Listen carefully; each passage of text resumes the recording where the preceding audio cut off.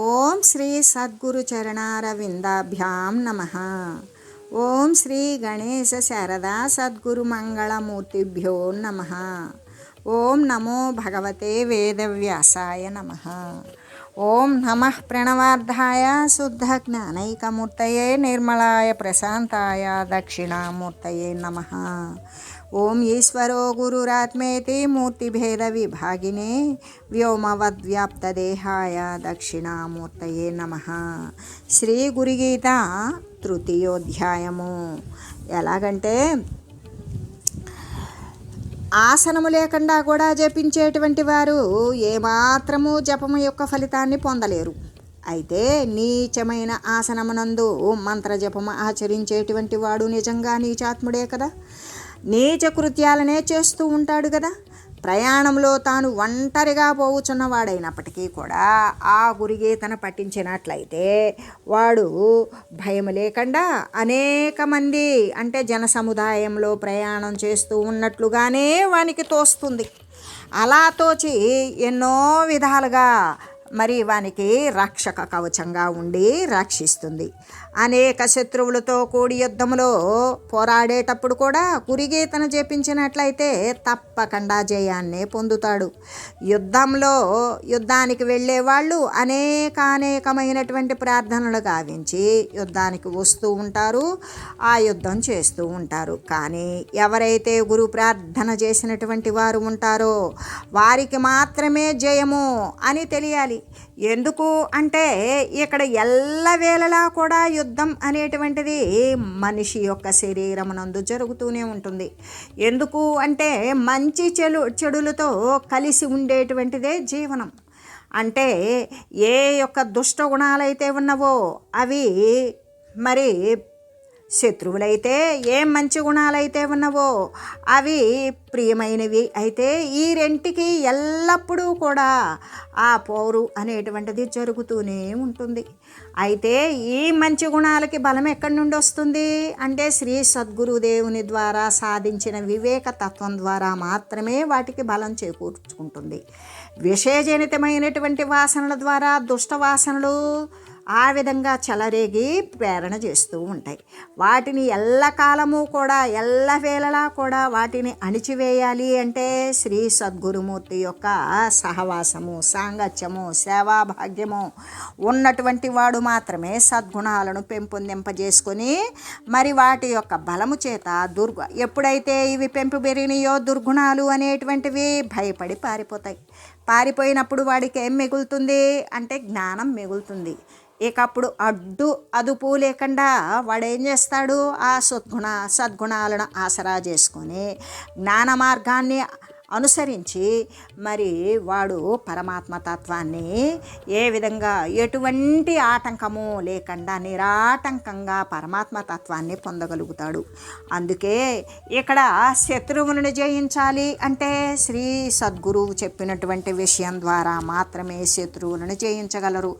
ఆ శత్రువులేంటి అంతర్గతంగా ఉన్నటువంటి అరివర్గము అంటే శత్రువర్గము 6 ఏంటవి అంటే కామము ఎటువంటిది ఎల్లవేళలా ఈ యొక్క దృశ్యమాన సంబంధమైనటువంటి విషయాలలో చూసినదల్లా, విన్నదల్లా, స్పర్శించిందల్లా, తిన్నదల్లా, వాసన చూసిందల్లా, నోటికి నచ్చిందల్లా అన్నింటి దగ్గరకు పరిగెత్తుకొని పోయి ఆ వస్తువు కావాలని తనది కాకపోతే దాని మీద కోపం వచ్చేసి ఆ క్రోధం కాస్త ఆ వస్తువుని ఎలా అయినా సరే దక్కించుకొని ఆ వస్తువు పట్ల లోభం పెంచుకొని దానిపై మోహపడిపోయి ఇది నాకు తప్ప మరొకటి కాదు అనేటువంటి మదం పెంచుకొని మత్సరంతో నేనే యోగ్యుడును అనేటువంటి మత్సరాన్ని చూపించేటువంటి ఈ యొక్క అరివర్గం ఏదైతే ఉన్నదో దాన్ని నశింపజేయాలి అంటే సాధుజన సంఘం, వివేకము, మరి శమదమాదుల యొక్క ఇంద్రియ నిగ్రహం,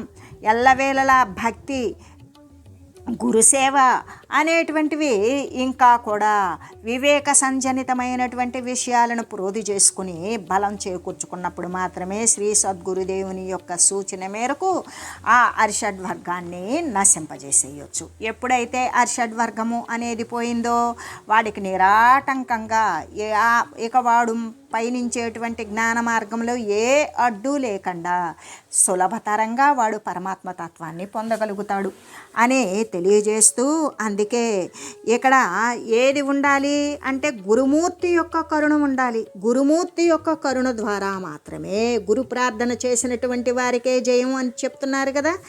అలాగే గురుమూర్తి యొక్క కరుణ ఉంటేనే మరి ఇక్కడ ఎవడైనా సరే వాడు ఎక్కడి నుండి వచ్చాడో అది ఆ తత్వాన్ని వాడు పొందాలి. ఆ తత్వాన్ని పొందాలంటే వాడికి ఆ తత్వం యొక్క మార్గం తెలిసినా తెలీదు. ఆ మార్గాన్ని చూపించేటువంటి మార్గదర్శకుడు ఎవడు? శ్రీ సద్గురుమూర్తి. కాబట్టి గురుమూర్తి కరుణ లేకయ పరతత్వముగాంచరాదు బ్రహ్మకునైనన్ నరులెంత వారలైనను ధరమగునే తమకు దామే దర్శింపంగన్. అంటే గురుమూర్తి యొక్క కరుణ లేకుండా, ఆయన యొక్క సూచన మార్గదర్శకత్వము లేకుండా పరతత్వము సర్వేక సమస్తము కూడా తానై నిండి మరొక వస్తువు లేని ఏ తత్వమైతే సత్య వస్తువు ఉన్నదో దానిని చూడడానికి బ్రహ్మకైనా 4 తలకాయలు ఉన్నాయి కదా, చతురాననుడు చూస్తాడేమో అంటే ఆయనకు కూడా తరం కాదు. మరి ఇంకా నరులు అనేటువంటి వారు ఎంత గొప్పవారైనా, రాజాది రాజులైనా, చక్రవర్తులైనా, సార్వభౌములైనా ఎంత ధనాన్ని అందాన్ని ఏది పెంపొందించుకున్నా కూడా వారి వల్ల కానే కాదు.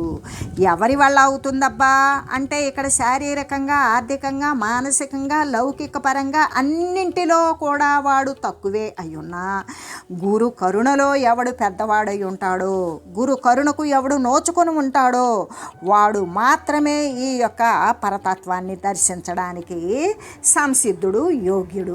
అంతేకాని ఇతరమైనటువంటి వాడు కానే కాడు. ఈ పరతత్వం ఎక్కడున్నది అంటే పరతత్వము అంటే దైవము, సర్వవ్యాపి, సత్యవస్తువు, సారవస్తువు. ఇక రెండవది లేనివాడు, అద్వితీయుడు, కేవలుడు అని మనం అనేక పదాలతో చెప్పినా ఎక్కడుంటాడు అంటే ఎందు చూస్తే అందుంటాడు.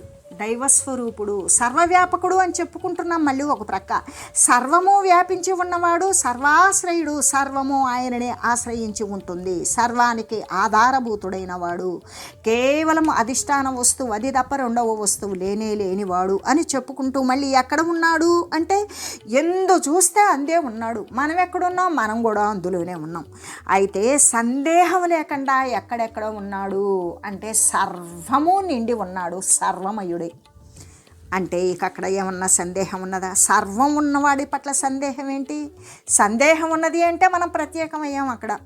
ఈ విధంగా అంటే ఎక్కడో ఉన్నాడు, ఎక్కడ ఉన్నాడు, అక్కడ ఉన్నాడు అని వెతికేటువంటి మందబుద్ధులకి ఎట్లా ముక్తి మార్గం కలుగుతుంది? కలగదు కదా. ఆ ముక్తి మార్గం కలగాలంటే సర్వాత్మమయుడే, సందేహం లేకుండా, అందు ఇందు సందు లేకుండా సర్వమునందు ఉన్నటువంటి దేవుడు వీడు ఇక్కడున్నాడు, ఇలా ఉన్నాడు, నువ్వు ఈ తత్వంలో ఉంటే గమనించగలవు అని శ్రీ సద్గురుమూర్తి యొక్క కరుణతో బోధించినటువంటి విషయం ద్వారా మాత్రమే ఆ యొక్క మరి నరులు ఎంతవారైనా సరే ఆ గురు పరమాత్మ యొక్క కరుణ సూచన లేకుండా మాత్రం తమకు తాము దర్శించడానికి ఎప్పటికీ సాధ్యం కాదు. అందుకే శ్రీకృష్ణమూర్తిని ఆయన గురువుగా చేసుకున్నాడు కాబట్టి అర్జునుడు ఎల్లవేళలా కూడా ఎన్ని యుద్ధాలు జరిగినా కూడా ప్రతి యుద్ధంలో కూడా తనదే జయము అవుతూ వచ్చింది. ఇదే కదా మనకు దృష్టాంతము. ఎందుకు మనకు మహాభారత చరిత్ర అనేటువంటిది చదివినా చదవకపోయినా అందరి నోటి నుండి వెలువడేటువంటిది శ్రీకృష్ణార్జునులు, నరనారాయణులు ఈయనే చెప్తారు. కానీ పాండవులు, శ్రీకృష్ణుడు అనేటువంటిది అది రెండో మాట. మొట్టమొదట వచ్చింది గురు శిష్యులు అంటే జగద్గురువు శ్రీకృష్ణుడు, పరమశిష్యుడు అర్జునుడు. ఈ విధంగానే వస్తుంది. కాబట్టి ఏ శిష్యత్వము సచ్చిష్యత్వము, సత్తు కోసమే శిష్యత్వము స్వీకరించినటువంటి వాడు అహంకారాన్ని పారద్రోలుకుంటే అది పరతత్వాన్ని మరి పరమ సునాయాసంగా పొందగలుగుతాడు అని చెబుతూ, అంతేకాదు అవసాన కాలమందు శ్రీ సద్గురు పరబ్రహ్మం యొక్క స్మరణమే ముక్తిదాయకమై ఉన్నది. ఎవడికైతే ఇక అవసాన కాలం వచ్చింది అంటే శరీరం జర్జరీభూతమైపోయింది, వాడికి తింటే అరగదు, పడుకుంటే నిద్రపట్టదు, అనేక రకాలైన ఆలోచనలు, ముప్పిరిగొన్నటువంటి ఆలోచనలు, మరి ఏవో కలలు, వింత వింతగా పోకడులు, ఇవన్నీ కూడా వచ్చి శరీరం కదలలేని స్థితికి వచ్చినప్పుడు, కంటికి ఏమీ కనబడనప్పుడు, మరి పొళ్ళు ఊడిపోయి కేశాలు తెల్లబడిపోయి ఈ విధంగా శరీరం ఒక చోటు నుండి మరొక చోటికి కూడా చలనశక్తి కూడా నశించిపోయినప్పుడు, అప్పుడు ఎవడు దిక్కు అంటే శ్రీ గురుదేవుని యొక్క స్మరణమే ముక్తి తత్వము. అదే ముక్తినిస్తుంది. అప్పుడు మనం శీర్షాసనం వేయాల్సిన అవసరం లేదు. అప్పుడు మనం నిష్ఠాగరిష్టత్వంతో హఠయోగం ప్రారంభించి అప్పుడు ధ్యాన యోగాదులు మనం ప్రారంభించనక్కర్లేదు. అవన్నీ ముందు శరీరం పటుత్వంగా ఉన్నప్పుడు చేసుకుంటే, శరీరం జీర్ణమైపోయినటువంటి స్థితిలో ఎల్లవేళలా స్మరించేటువంటి శ్రీ గురుదేవుని యొక్క తత్వాన్ని, ఆయన బోధించిన విషయాన్ని మళ్ళీ మళ్ళీ స్మరణ చేస్తూ దానినే అనుసరిస్తూ మానసికంగా అనుసరిస్తూ ఉన్నటువంటి వాడు ఎల్లవేళలా శ్రీ సద్గురుమూర్తి యొక్క స్మరణ ఏదైతే ఉంటుందో అదే ముక్తినిస్తుంది. అందుకే ఈ విషయంలోనే మనకి ఇంకొక విషయం తతఃకిం అనే గురువష్టకములో కూడా ఉంటుంది. ఏమనేది? మనం ఒక్కసారి గురువష్టకాన్ని ఒక్కసారి మనసా స్మరిద్దాం. కళత్రం ధనం పుత్ర పౌత్రాది సర్వం గృహం బాంధవ సర్వమేతద్విజాతం గురోరంగ్రి పద్మే మనశ్చే లగ్నం తతఃకిం. మనస్సు అనేటువంటిది గురుపాద పద్మాలయందు పొందకపోతే, ఆ మనస్సును గురుపాద పద్మాలయందును కనుక పెట్టలేనటువంటి మనుషునికి భార్య, అందమైన భార్య ఉన్నా, ఎంతో డబ్బు ఉన్నా, మంచిగా ప్రవర్తించే కుమారుడు ఉన్నా, ఆ పుత్రులకి మళ్ళీ కూడా పుత్రుడు అంటే మనుమలు ఉన్నా, మొదలైనటువంటి సర్వము కూడా, గృహము కానీ బంధువులు కానీ ఇవన్నీ కలిగి ఉన్నా కూడా తతఃకిం ప్రయోజనం ఏమున్నది అనే కదా చెప్పడం. చెబుతూ షడంగాది వేదో ముఖే శాస్త్ర విద్య కవిత్వాది గద్యం సుపద్యం కరోతి గురోరంగ్రి పద్మే మనశ్చే లగ్నం తతఃకిం. అంటే ఎవని మనస్సు అయితే గురువు యొక్క చరణార విందాల మీద ఆసక్తము కాకుండా ఉంటుందో, వాని యొక్క ముఖమునందు మరి షడంగాలతో కూడుకొని ఏ విధంగా పాండిత్యాలతో ఉన్నటువంటి వేదాలు, శాస్త్రాలు, గద్యాలు, పద్యాలు, కావ్యాలు, ఎన్ని రకాలైనటువంటి రచనలు చేసి ఉన్నప్పటికీ కూడా ఏమైనా ప్రయోజనం ఉన్నదా అంటే, గురుపాదాలయందు మనసు లేకపోతే ఎటువంటి ప్రయోజనము లేదు అనే చెబుతూ, ఇంకా విదేశేషు మాన్యః స్వదేశేషు ధన్యః సదాచార వృత్తేషు మత్తో న చాన్యః గురోరంగ్రి పద్మే మనశ్చే లగ్నం తతఃకిం.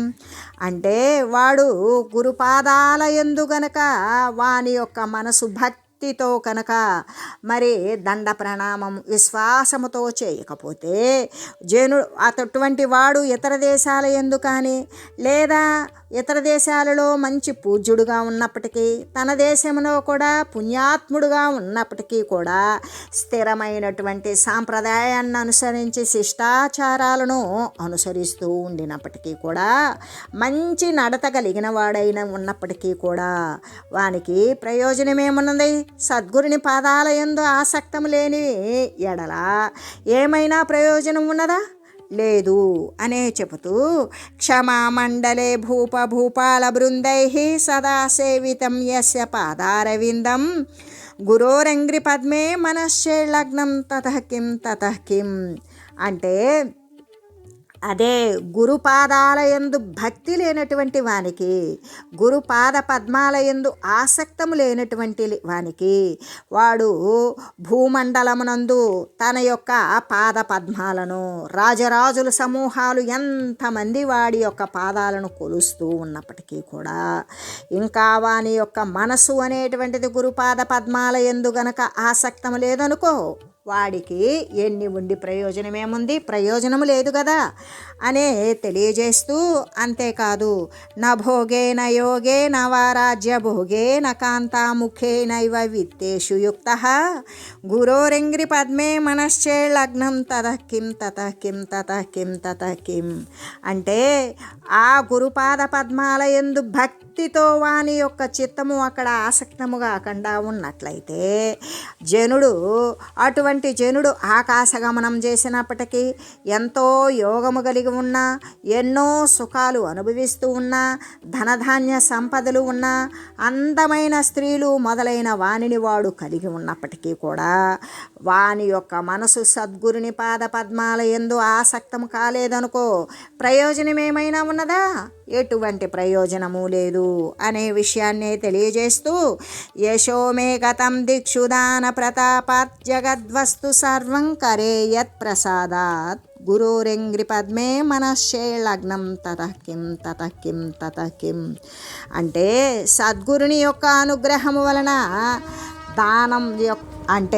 సద్గురుని యొక్క అనుగ్రహము వలన దానము కానీ దాన ప్రతాపాల చేత తన యొక్క కీర్తి అష్టదిక్కుల యందు కూడా నిండిపోయి ఈ జగత్తంతా కూడా తనకు స్వాధీనంలో ఉన్నప్పటికీ కూడా సద్గురుని పాద పద్మాల యందు అతని మనసు లీనము కాలేదనుకో, ఏమీ ప్రయోజనము లేదు, వ్యర్థము, ప్రయోజన శూన్యము అని తెలియజేస్తూ, అరణ్యే నివాస స్వగేహే చ కార్య సదేహే మనోవర్తతే మే అనార్యే గురోరంగ్రి పద్మే మనశ్చే లగ్నం తతః కిం తతః కిం. అంటే మరి గురుపాదాల యందు కనుక వాని యొక్క చిత్తము ఆసక్తము కాలేదనుకో, వాడు అటువంటి జనుడు అరణ్యమునందు ఉన్న, ఇంటి యందు ఉన్న, అయోగ్యమైనటువంటి దేహమునందు మరి మనసును ఉంచకుండా తన యొక్క దేహాన్ని అయోగ్యంగా భావించాడు. మరి పరమాత్మ యందే స్థిరంగా నిలిపి ఉంచిన వాడిగా ఉన్నప్పటికీ కూడా శ్రీ సద్గురుదేవుని యొక్క పాదాల యందు మనసు కనుక లీనము చేయకుండా ఉన్నటువంటి వానికి ప్రయోజనం ఏమీ లేదు అని తెలియజేస్తూ, అనర్ఘ్యాని రత్నాని యుక్తాని సమ్యక్ సమాలింగిత కామిని యామినీషు గురోరింగ్రి పద్మే మనశ్చే లగ్నం తతః కిం తతః కిం. అంటే శ్రేష్టమైనటువంటి గొప్ప మణులతో కూడుకొని వాడుగా ఉన్నప్పటికీ రాత్రులయందు మనస్సుని మరి ఏ విధంగా అంటే రాత్రులయందు సుందరీమణులైనటువంటి స్త్రీలను కౌగిలించుకొని ఉన్నవాడుగా ఉన్నప్పటికీ సద్గురుని యొక్క పాద పద్మాల యందు మనసుని ఏమాత్రము కూడా మనసును అక్కడ లయం చేయనటువంటి వానికి ఏమైనా ప్రయోజనం ఉన్నదా?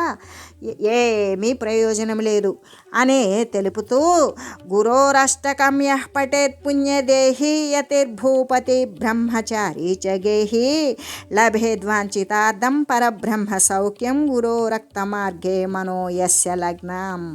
అంటే సన్యాసియు, రాజు కానీ, బ్రహ్మచారి కానీ, గృహస్థు కానీ, వీరులలో ఎవ్వడైనప్పటికీ కూడా పవిత్రమైనటువంటి దేహము కలవాడై ఉన్నప్పటికీ కూడా ఈ గురువు యొక్క అష్టకాన్ని ఎవ్వడు పఠిస్తాడు అంటే వాడు సన్యాసి కానీ, రాజు కానీ, బ్రహ్మచారి కానీ, గృహస్థుడు కానీ, వానప్రస్థుడు కానీ, ఏ శరీరంలో, ఏ లింగంలో, ఏ దేహంలో ఉన్నప్పటికీ కూడా ఈ గురువష్టకాన్ని ఎవడైతే భక్తితో మరి దానిని ఎల్లవేళలా కూడా పఠిస్తూ ఉంటాడో, అంతేకాదు వాని యొక్క నడిచేటప్పుడు మార్గమునందు కూడా ఆ యొక్క భక్తి తత్వమునందు గురు పాదాల యందు దాని యందే భక్తి తత్వంతో లగ్నమై ఉంటాడో వాడు కోరినటువంటి బ్రహ్మానంద సుఖాన్నే పొందుతాడు అని తెలియజేస్తూ, అంటే మనకి ఏ విధంగా గురువష్టకం తెలియజేస్తుంది అంటే గురువుని గురించి 8 రకాలుగా ఈ విధంగా ప్రతిపాదించారు. ఏమని అంటే ఎన్ని ఉన్నప్పటికీ ఏం చేసినప్పటికీ వాడు ఎంత గొప్పవాడైనా, కీర్తిమంతుడైనా, యశోప్రాయుడైనా, ఆరోగ్యవంతుడైనా, అందగాడైనా, స్త్రీలతో ఉన్న, ధనధాన్యాలు సంపాదించిన వాడు, విద్వాంసుడైనా, పరమ పవిత్రుడైనా, ఒకవేళ దేవుని యందు మనసు ఉంచినవాడైనా, తన దేహం పట్ల విరక్తి కలిగి ఉన్నవాడైనా, తన బిడ్డలు అందమైన వారు ఉన్న, మనవళ్ళు మనవరాళ్ళు పుట్టిన, భూమి ధనధాన్యాదులు కలిగి ఉన్న, కీర్తి ప్రతిష్టలు కలిగి ఉన్న, విదేశాలలో ఉన్న, ఆకాశగమన విమానాలలో తిరుగుతూ ఉన్నా, ఎన్ని చేస్తూ ఉన్నా, వాడికి సకలమైనటువంటి సౌకర్యాలు, అష్ట సంపదలు, అష్టైశ్వర్యాలు కలిసి వచ్చిన వాడు గనక గురుపాదాల పట్ల గనక ఏమాత్రము కూడా ఆసక్తి చిత్తము పెట్టలేకపోతే ఇవన్నీ కూడా వ్యర్థము వ్యర్థము వ్యర్థము అనే చెబుతూ, అందుకే తతఃకిం తతఃకిం తతఃకిం, ఏం ప్రయోజనం ఉన్నది అనే గురువష్టకము అనేటువంటిది నిస్సంశయంగా ఎటువంటి సందేహం లేకుండా కూడా గట్టిగా బజాయించి మరీ ప్రతిపాదిస్తోంది. అంటే శ్రీ గురువు యొక్క శుశ్రూష చేసి మంత్రోపదేశం పొందినటువంటి శ్రీ గురుపుత్రుని యొక్క సర్వకార్యాలు సిద్ధిస్తూ ఉన్నవి.